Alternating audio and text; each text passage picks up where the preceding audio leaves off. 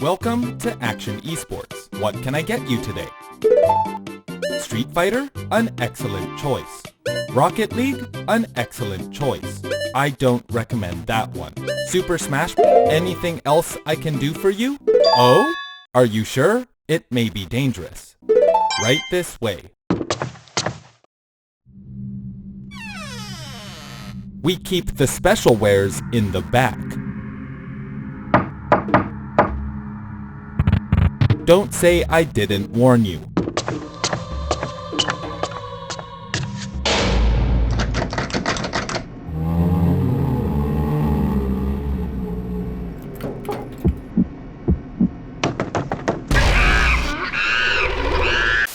I'm sure everyone watching this video has one thing in common.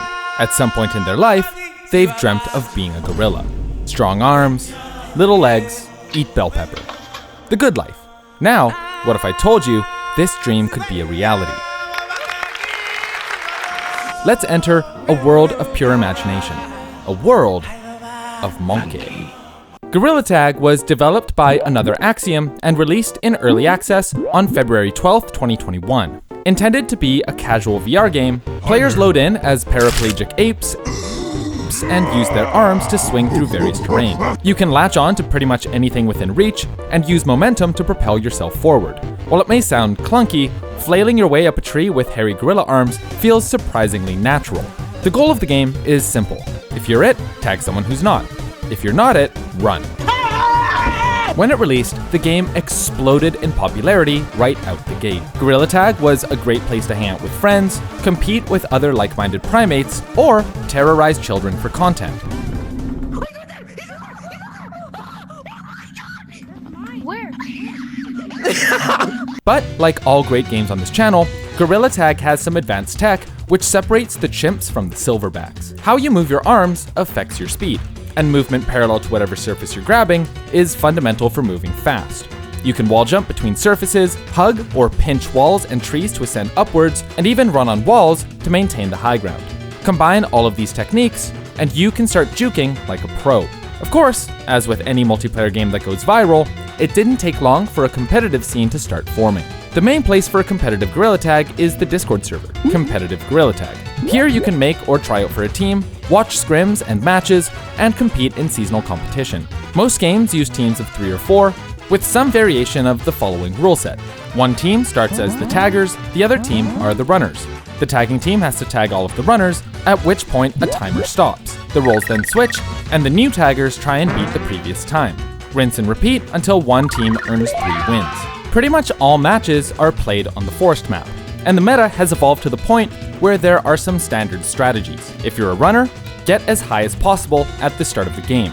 Use unique terrain features to perform advanced jukes. What you do is you run up to the slide as someone's chasing you, you make the jump, let your hand pass through the slide, and then you make a big swing around. As they're chasing you, they lose you completely. It makes for some pretty intense gameplay, as runners get chased down by multiple taggers and barely escape with their lives. As the game has got more competitive, so too have the stakes. Last year saw the start of the GTC, Gorilla Tag Competitive, a pro Gorilla Tag league that uses a slightly different rule set, and recently featured a $1,000 tournament. Team Silly ended up winning, taking home the prize. Ooh, close game. Oh, I think that's it. I think that's a win for Silly. I think that's it. But most Gorilla Taggers aren't in it for the money. If you're interested in checking out the competitive scene for yourself, check out the community Discord servers. Link below. That's Monkey for subscribe to the channel. Alright, moving on. What Rocksmith is to Guitar Hero, DanceRush Stardom is to DDR. In this esport, it's not about being a human metronome and hitting notes with perfect tempo. Sure, that's part of it, but it's also about style. It's about schmovement. It's about actually being able to dance. Let me explain. On the surface, DanceRush Stardom looks pretty similar to DDR. You've got the dance pad, the screen, the sweatbands on so everyone knows how serious you are about this game, but rather than 4 buttons on the ground, DanceRush Stardom has a giant LED on the floor that acts as a pressure plate. Depending on what's on the screen, you stomp, slide, and jump in time with the music, and the result is gameplay that looks a lot more fluid than, say, this. The game also has cameras that track your movements, making sure you crouch when the game tells you to, and other motions. You can play the game solo, with a partner, and you can even do routines with your friends, going one after another on the same dance pad. But high scores are just the tip of the iceberg. If you want to compete at the highest level, you have to have something special. Nowhere is that more true than at KAC, the Konami Arcade Championship. Starting in 2011, KAC hosted games like DDR, Drum Mania, and Jubeat, and in 2019, they added DanceRush Stardom to that roster. Beginning with a qualifying event a week or so prior, KAC brings in competitors from around the world to compete in their favorite rhythm games. While most games are about trying to perfect full combo or get a high score, DanceRush Stardom is unique in that not only do you need to get that high score, your dance routine has to be tight. Because this game has judges, and if you're moving like this, you're not going to impress them. If I were you, I'd phone up the War Department, volunteer your services, because you've just invented a new form of torture. Here's how the tournament plays out. The event starts with the introduction of the competitors. This is followed by a draw that determines what song all of the competitors will dance to, and then, coming up two at a time, they bust it down with choreographed routines, attempting to literally knock the other player's socks off. Once all the dancers have competed, their scores are shown on the screen alongside a few judges who give your routine a score out of 50. These two scores are combined together until only one dancer remains and a winner is crowned. As far as game communities go, DanceRush Stardom is one of the most wholesome. Crews from around the world work on routines, meet up at the arcade, dance with their friends, and some aspire to one day be world champion.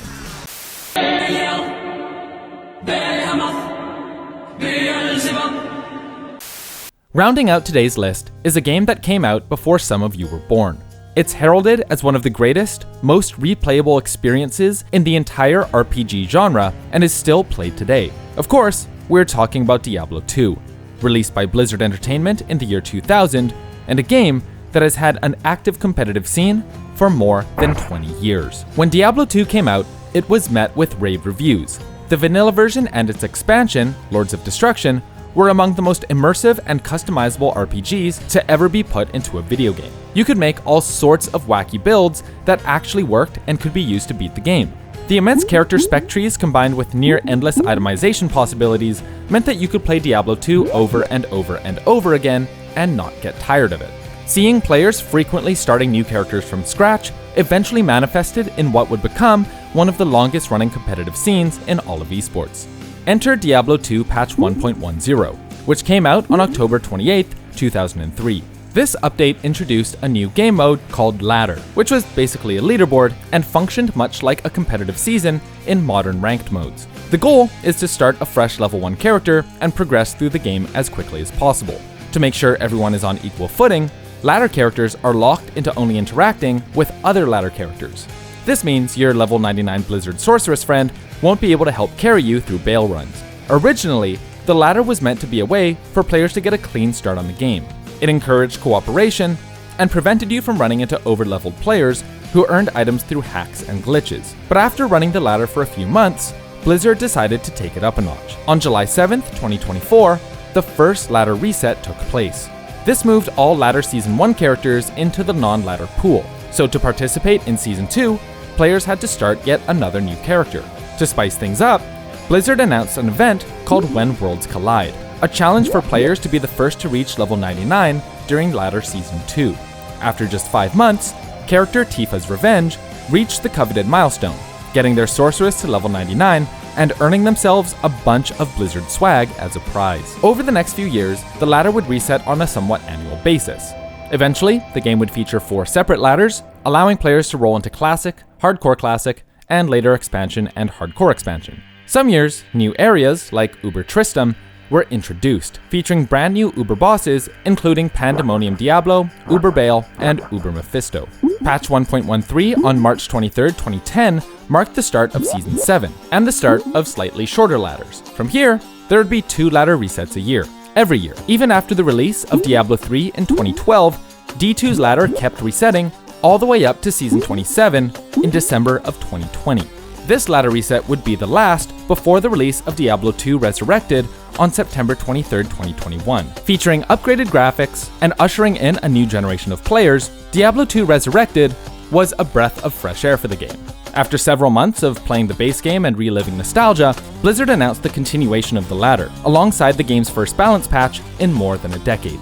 The first D2R ladder season was won by TO1904, who, in the final minutes of their 138-hour run, paid tribute to their late friend Unsullied and earned eternal glory for the both of them. We chose this day to honor Mr. Unsullied, and I hope that wherever he is right now, he is watching and he is enjoying the show. As of May 23, 2024, we are on the 7th season of the D2R competitive ladder, making it the 34th ladder of all time, and a rare instance of a game having a competitive scene for more than 20 years. If you want to try D2R for yourself, there are tons of resources on YouTube to help you get started. Well, that's it for this episode. If you have any suggestions for our next video on this topic, let us know in the comments. If you haven't already, make sure to check out the last video we did on this topic. Click here. Shout out and thanks to Cloud, Steph, B, Pass, Shampoo, and Yashichi for being patrons of the channel. If you enjoyed the video, leaving a like, subscribing, and hitting the bell to stay up to date is much appreciated. My name is Jonah, thanks for watching.